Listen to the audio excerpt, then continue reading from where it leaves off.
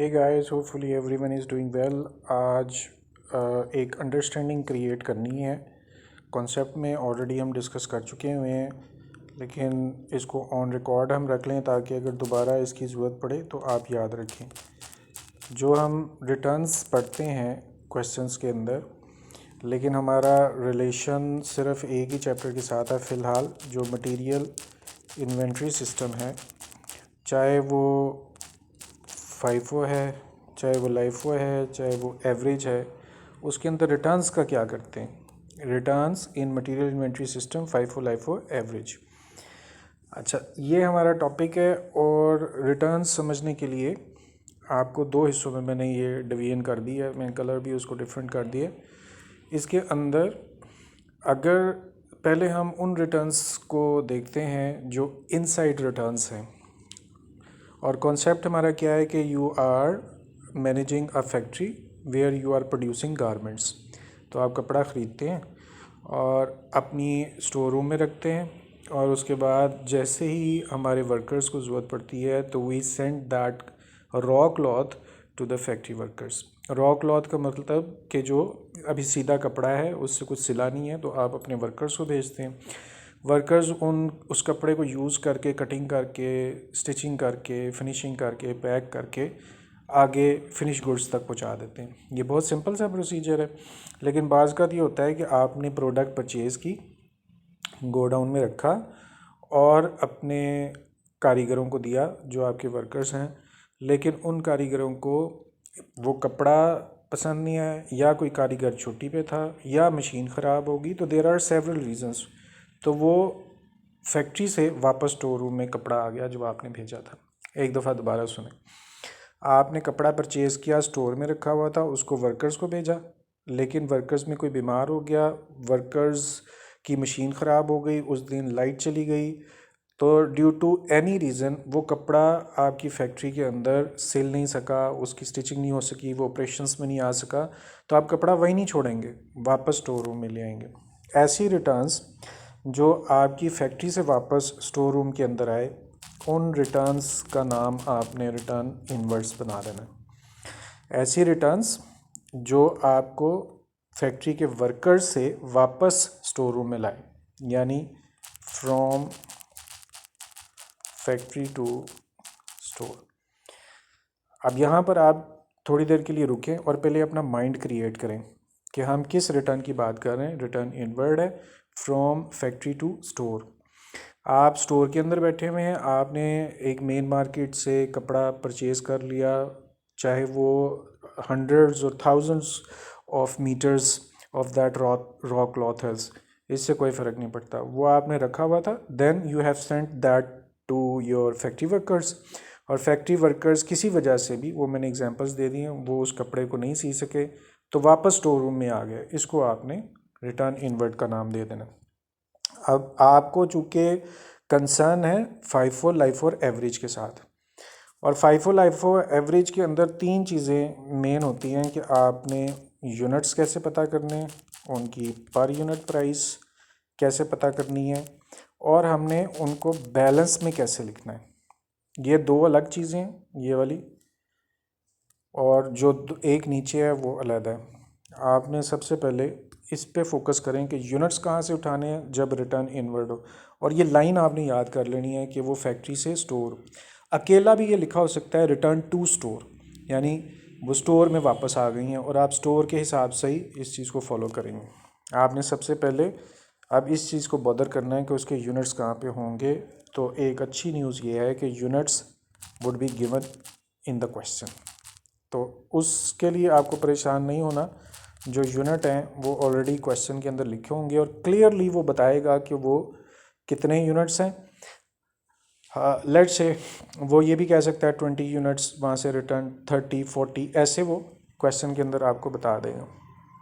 और जो per unit cost आपने यूज़ करनी है, आपको मैंने कहा है पहले यहाँ रुक के रिटर्न इनवर्ड क्लियर करना है, तो फिर आपको ये बात समझ आ जाएगी कि उसका पर यूनिट कॉस्ट हम कैसे टेक ओवर करेंगे। हम दोबारा थोड़ा सा उस कॉन्सेप्ट को देखते हैं। हमने अपने स्टोर से फैक्ट्री में कपड़ा भेजा, स्टोर गोदाम होता है, वहाँ से फैक्ट्री जहाँ मशीन्स लगी हुई हैं, आपने कपड़ा वहाँ भेजा। और उन लोगों को वो कपड़ा पसंद नहीं आया तो उन्होंने वापस भेज दिया।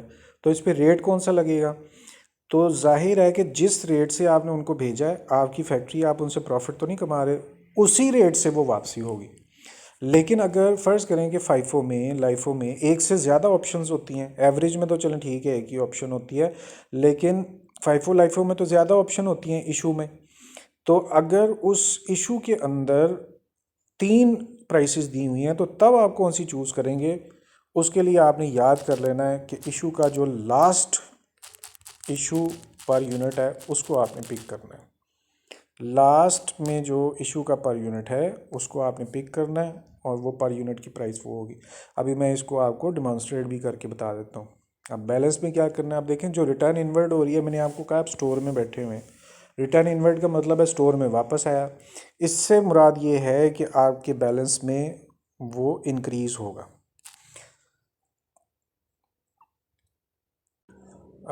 जो एक्सेल है ना, ये साइंस को गिनता है, यानी अरिथमेटिकली। तो मैं इंग्लिश में लिख देता हूँ। एक तो आपने ये बात समझनी है कि आपका जो बैलेंस है वो ऐड होगा, उसमें इंक्रीज़ होगा। ऐड के साथ साथ आप ये भी लिख लें कि आपका बैलेंस इंक्रीज़ हो जाएगा। और आप अपने दिमाग में दोहराएं कि इंक्रीज़ क्यों होगा, क्योंकि आपने रिटर्न इनवर्ड किए हैं, स्टोर में वापस आ रहा है। स्टोर में वापस आने की वजह से आपके स्टोर में माल बढ़ जाएगा, यानी आपका बैलेंस इंक्रीज़ हो जाएगा। और उसमें आपने 3 चीज़ों को फॉलो करना है बैलेंस के लिए, क्योंकि रिटर्न इनवर्ड हो रहा है। एक तो अगर वो फाइफो के अंदर है तो आपने सबसे फर्स्ट में लिख देना है। इन फाइफो आपने सबसे फर्स्ट लाइन में उसको बैलेंस में लिख देना है। और दूसरी चीज़, अगर तो वो आप लाइफो फॉलो कर रहे हैं तो आप लाइफो में सेकंड जो लास्ट लाइन है उसको आपने चूज़ करना है। ये भी अब मैं आपको बार बार दिखाऊंगा भी। फाइफो में आपने फर्स्ट लाइन में बैलेंस लिख देना है और लाइफो में आपने लास्ट लाइन में बैलेंस को लिखना है। अभी आपने ना ये याद करना है अच्छे तरीके से। तो बैलेंस में आपने इंक्रीज़ करना है। इंक्रीज़ का मतलब अलहदा सेपरेटली आपने उन यूनिट्स को बढ़ा देना है, यानी गोदाम में यूनिट्स बढ़ गए। फाइफो होगा तो वो जो रिटर्न इनवर्ड है, इस रिटर्न इनवर्ड की बात कर रहे हैं, वो फाइफो में फर्स्ट लाइन में लिखना है। निशानी के तौर पे भी याद रखें, फाइफो में फर्स्ट पहला है और फर्स्ट लाइन ही इधर है, तो दोनों एफ एफ से बन रहे हैं। और लाइफो में दोनों एल एल से बन रहे हैं, तो लाइफो में आपने लास्ट लाइन में लिखना है। और तीसरा मेथड हमारे पास एवरेज का मेथड होता है, और आपने इन एवरेज मेथड भी आपको पहली लाइन के अंदर उसे पोस्ट करना है। इन एवरेज आपने फर्स्ट लाइन में ही पोस्ट करना है। नहीं जी, पहले आपने ना यहाँ रुक के ना इसका स्क्रीनशॉट ले लें, इसको अच्छी तरह से याद करें, और फिर मैं आपको इसको करके भी दिखाता हूँ ताकि आपको और समझ में आ जाए। आपको जब भी रिटर्न लेनी है वो रिटर्न इनवर्ड पहचाननी है। रिटर्न इनवर्ड पहचानने के लिए आपको ये याद रखना है कि वो आपकी अपनी ही फैक्ट्री में एक डिपार्टमेंट से स्टोर में वापस आ गया। उसके लिए यूनिट्स क्वेश्चन में गिवन होंगे, पर यूनिट इशू का लास्ट रेट लेना है, और बैलेंस फाइफो के अंदर फर्स्ट लाइन में लिख देना है, लाइफो में सेकंड लाइन में लिख देना है, और एवरेज में दोबारा फर्स्ट लाइन के अंदर लिखना है। इसको अब हम डिमॉन्स्ट्रेट करते हैं। फ़र्ज़ करें कि यहाँ ये वैसे खाली पड़ा हुआ है एक क्वेश्चन, मैं खुद ही सपोज करके लिख देता हूँ कि 100 यूनिट्स यहाँ पे थे 2 के रेट से, तो वो 200 हो गया, और 153 के रेट से पड़े हुए थे, यूनिट को पर यूनिट से मल्टीप्लाई किया 300 हो गया। और यहाँ आपने इशू किया था 50 यूनिट 5 के रेट से और 20 यूनिट्स 2 के रेट से। वही इसकी प्राइस भी आप लिख दें, 5 5 ज़ा 25, 250 और 40। ये एग्जांपल के तौर पे कोई क्वेश्चन चल रहा है। ये आपके पास इशू का कॉलम है, ये आपके पास बैलेंस का कॉलम है। अब उसने आपसे ये कहा है कि रिटर्न इनवर्ड जो हुई हैं वो 20 यूनिट्स हुए। मैंने वो कहा है कि वो बुक में गिवन है। 20 यूनिट्स रिटर्न हो गए। अब आपने यहाँ जाना है और स्टेप नंबर 1 जहाँ पे लिखा हुआ है कि यूनिट्स क्वेश्चन में गिवन होंगे, इसका मतलब है कि आपके ये वाले जो यूनिट्स हैं रिटर्न वाले वो क्वेश्चन में गिवन होंगे। आपने यहाँ ब्रैकेट लगानी है, लेट्स से वो 20 यूनिट्स हैं, वो ब्रैकेट लगा के यहाँ रख लें, ये बुक में गिवन होंगे। अच्छा, ये एक हमारा प्रॉब्लम सॉल्व हो गया कि जो यूनिट्स हैं वो ऑलरेडी बुक में गिवन होंगे, इसके लिए आपको परेशान नहीं होना।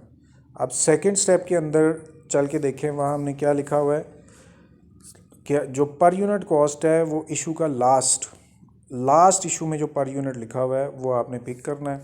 अब आप इशू में जाएं और वहाँ पर ये हमारे पास दो रेट्स लगे हुए हैं, एक 5 और एक 2। ये कौन सा कॉलम है? इशू का। और इशू का जो लास्ट रेट है वो 2 है, वही 2 आपने रेट पिक करके यहाँ लेना है। यहाँ बेशक रुक जाएं और अच्छी तरह से पहचान लें कि हमने इशू का लास्ट रेट यहाँ से पिक करना है और यूनिट्स को पर यूनिट से वैसे ही मल्टीप्लाई करना है। यूनिट थे 20 और पर यूनिट थे 20। ये दो काम हमने कर लिए। देखें, ये जो यूनिट्स हैं ये बुक में और क्वेश्चन में गिवन होंगे, और ये रेट आपने कैसे उठाना है? इशू का लास्ट रेट। ये इनका आपस का रिलेशन बन रहा है। जो इशू का लास्ट रेट होगा आपने उसको पिक करना। चले मैं आपको निशानी के तौर पे ये बता दिया। अब ये कोई ज़रूरी नहीं यहाँ पे क्या रेट लिखा, आपका कंसर्न ही नहीं है। बस जो रेट इधर लिखा हुआ है वही रेट आपने यहाँ पे लगा देना है। ये आपकी दो बातें पूरी हो गई। यूनिट क्वेश्चन के अंदर गिवन है और पर यूनिट लास्ट इशू का रेट आपने उठाना है। और अब अगर फ़र्ज़ करें कि आपने FIFO कर रहे हो, FIFO में आपने इस बैलेंस को, यानी बैलेंस आप लिखने लगे हैं तो FIFO में फ़र्स्ट लाइन में आपने बैलेंस लिख देना है। वो आप चेक करें कि अगर आप FIFO फॉलो कर रहे हैं और ये आपके पास बैलेंस में दो चीज़ें पड़ी हुई हैं, इन दो चीज़ों को आप पहले एज इट इज़ नीचे उतार दो। और अब इनकी बारी है कि ये जो आपका बैलेंस है, ये जो रिटर्न्स हैं, इनको कहाँ लिखना है। अगर तो आप FIFO को फॉलो कर रहे हैं, क्वेश्चन यानी आपका पूरा FIFO का है,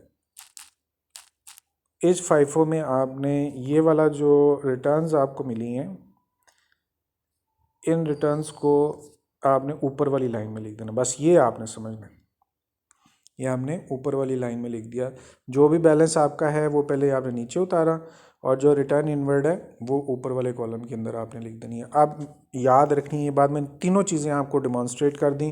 क्या क्या यूनिट्स बुक में गिवन थे, जो पर यूनिट है वो लास्ट इशू का रेट पकड़ना है, और बैलेंस में कैसे लिखना है। अगर आप FIFO फॉलो कर रहे हैं तो पहली लाइन के अंदर।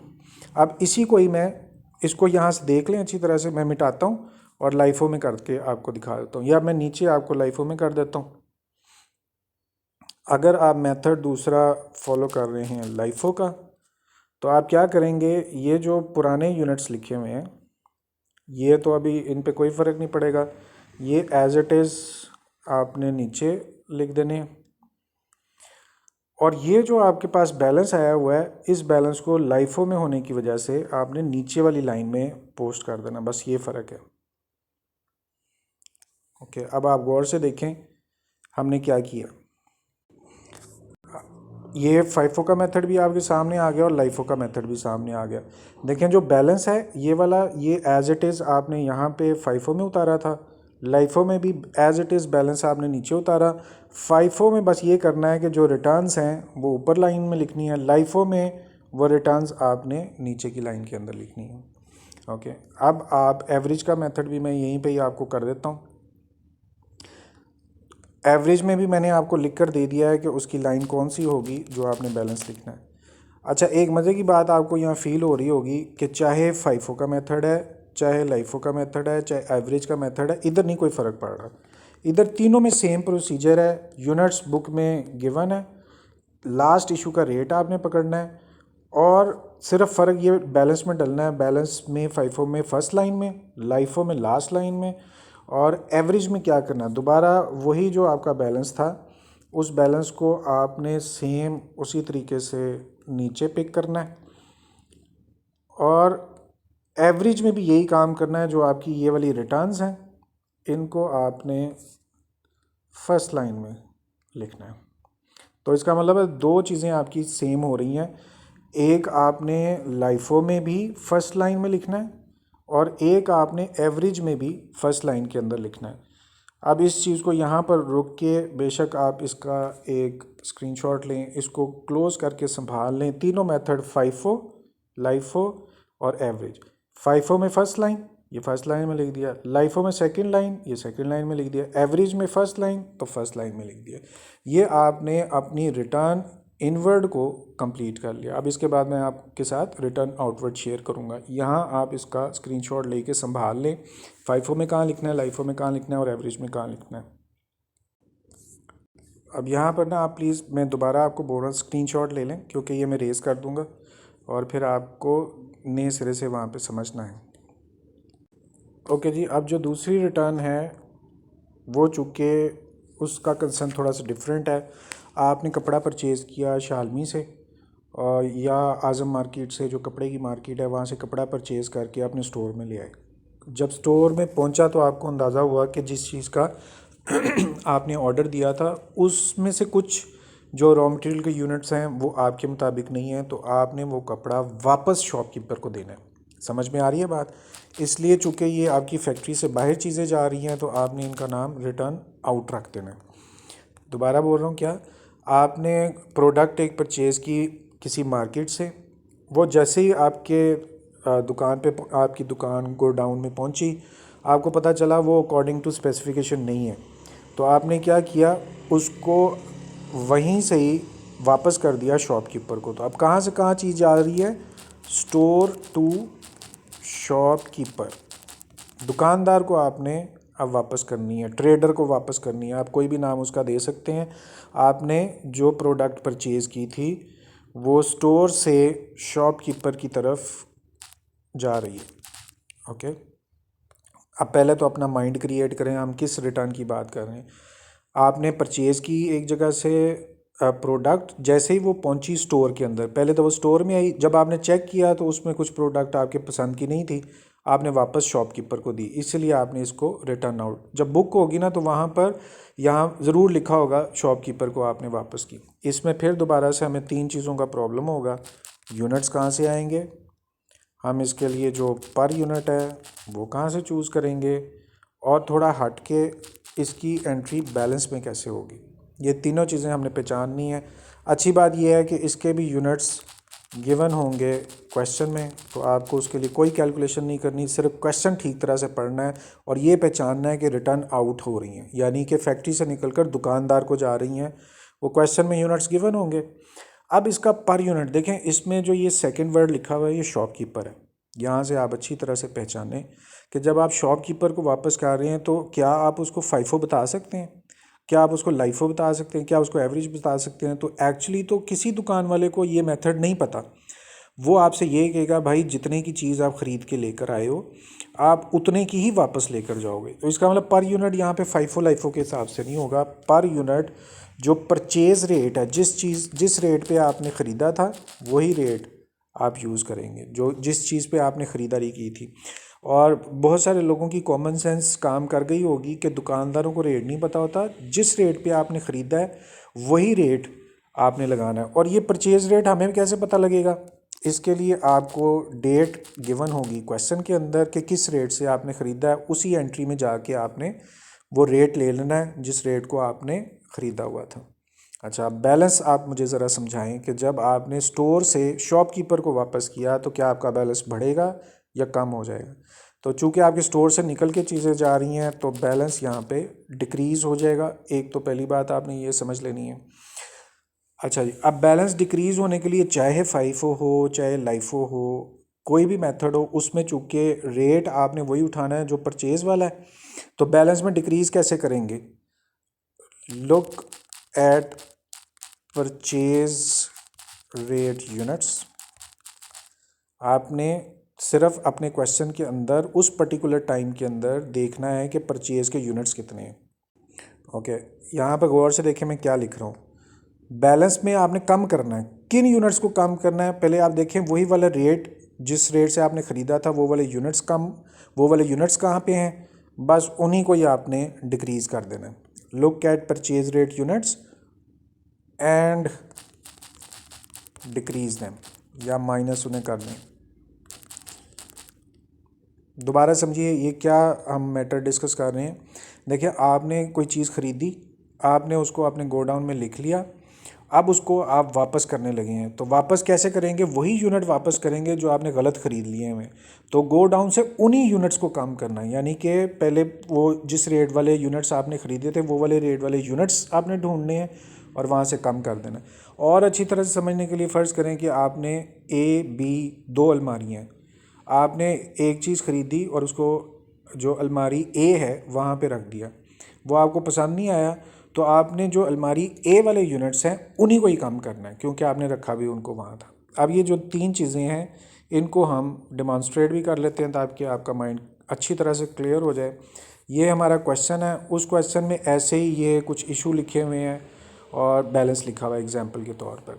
मैं इस डेट को मेंशन कर देता हूँ कि ये जो 100 वाले यूनिट्स आपने परचेज़ किए हुए थे, इसकी डेट फ़र्ज़ करें कि मार्च है और वो 22 है।